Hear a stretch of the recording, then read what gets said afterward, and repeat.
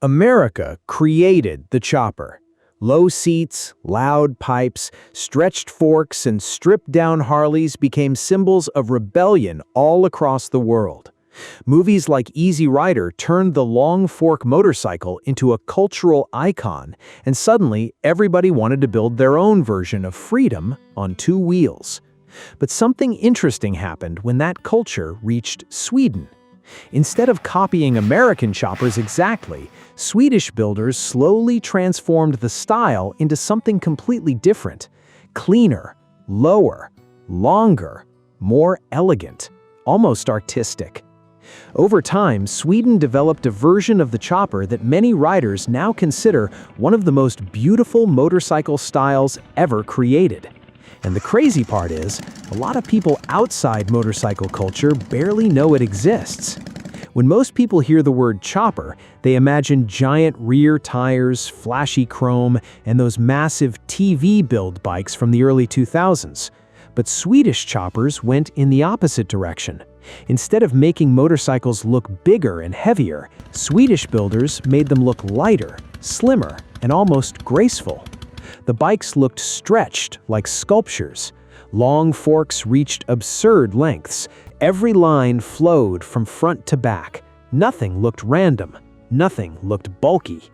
And somehow, despite how extreme these bikes were, they still looked balanced. That became the magic of the Swedish style. The first thing people notice is always the front end.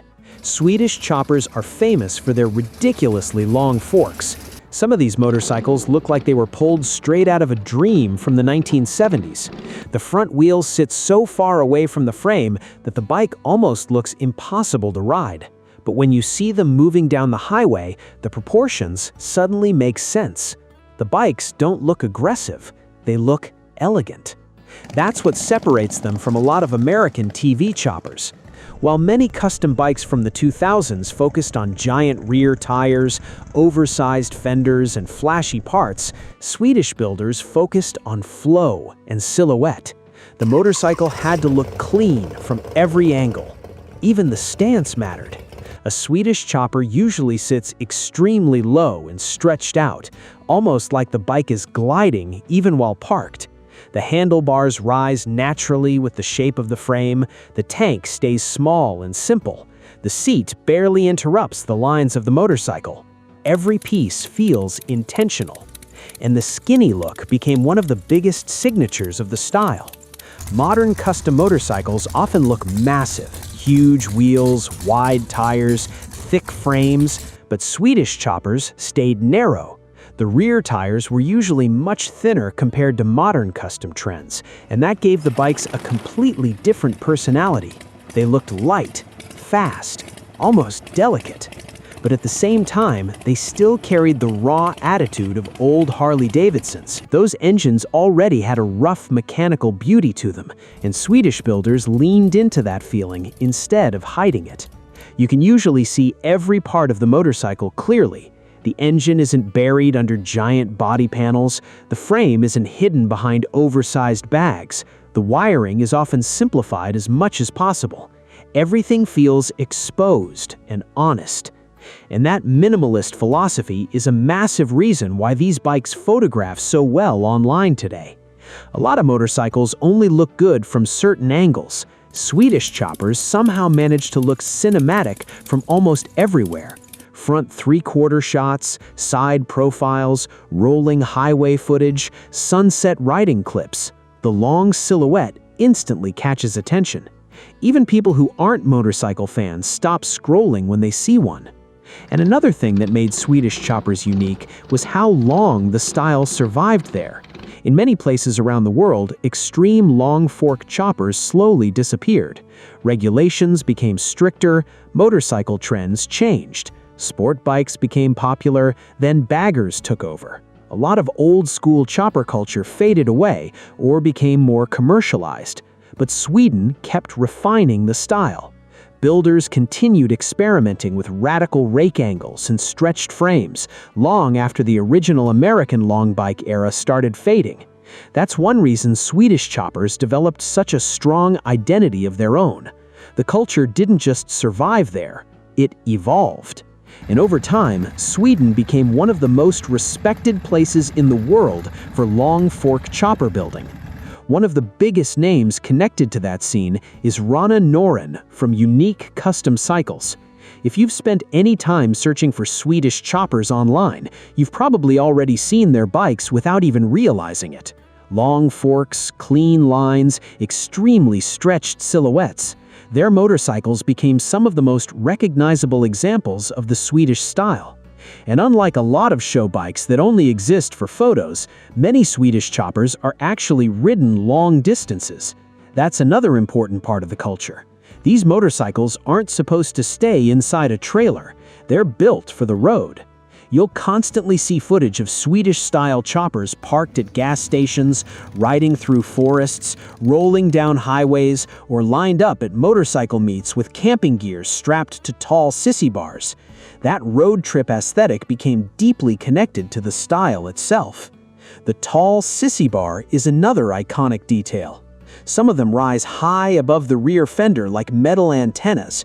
Riders strap bags, jackets, and gear to them for long trips, and visually, it gives the motorcycle an even taller and more dramatic silhouette. It also adds to that old-school feeling. A Swedish chopper doesn't look futuristic. It almost feels frozen in time, like a machine from another era that somehow survived into the modern world. And honestly, that's probably one reason younger riders are becoming attracted to the style again. Modern motorcycles are faster, more advanced, and more comfortable than ever before, but a lot of them also feel similar to each other. Smooth, refined, predictable. Swedish choppers feel raw. You can see the engine shaking. You can hear every mechanical sound. The riding position looks uncomfortable. The forks look absurdly long. And that's exactly why people love them. The bikes have personality. No two builds feel exactly the same. Even among Swedish choppers themselves, there are different personalities depending on the builder. Some lean heavily into the old 1970s style with skinny front wheels and extremely narrow frames. Others mix modern paintwork with classic proportions. Some bikes look rough and dirty like outlaw machines, while others look polished enough to sit inside an art gallery. But underneath all of them, the philosophy stays surprisingly similar. Keep it long, keep it low, keep it clean, and most importantly, keep the silhouette beautiful. That silhouette is everything. You can almost recognize a Swedish chopper instantly just from the side profile alone. The line from the front wheel to the rear tire flows almost like a drawing. Nothing abruptly stops the shape of the bike. Nothing feels oversized or heavy. It's a kind of balance that's hard to explain until you see one moving in real life. And when they move, they look completely different from normal motorcycles. The long wheelbase makes the bikes glide across the road in a slow and smooth way. The front wheel feels like it's floating several feet ahead of the rider. That's why Swedish chopper footage works so well online. You don't even need aggressive editing. A simple rolling highway clip is already visually interesting because the motorcycles themselves are so unique. And unlike many trends that disappeared after social media changed motorcycle culture, Swedish choppers actually became even more popular visually during the Instagram era because they photograph perfectly. The minimalist design helps every detail stand out. Chrome reflections look dramatic in sunlight. The stretched frames create strong silhouettes against roads and landscapes. Even parked at a gas station, the bikes look like rolling artwork. And that artistic feeling is probably the best way to describe the Swedish style overall. These motorcycles aren't trying to be the fastest. They aren't trying to dominate racetracks. They aren't even trying to be practical.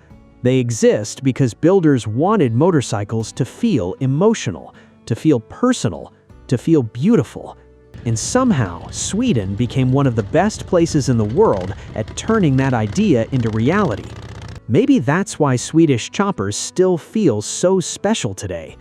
In a world full of high-tech motorcycles, giant touring bikes, and perfectly engineered machines, these long, skinny custom bikes still manage to stop people in their tracks. Not because they're practical, not because they're fast, but because they have soul. They look handmade, they look rebellious, and somehow they turn old Harley-Davidson parts into rolling pieces of art. America may have created the chopper, but Sweden transformed it into something uniquely beautiful.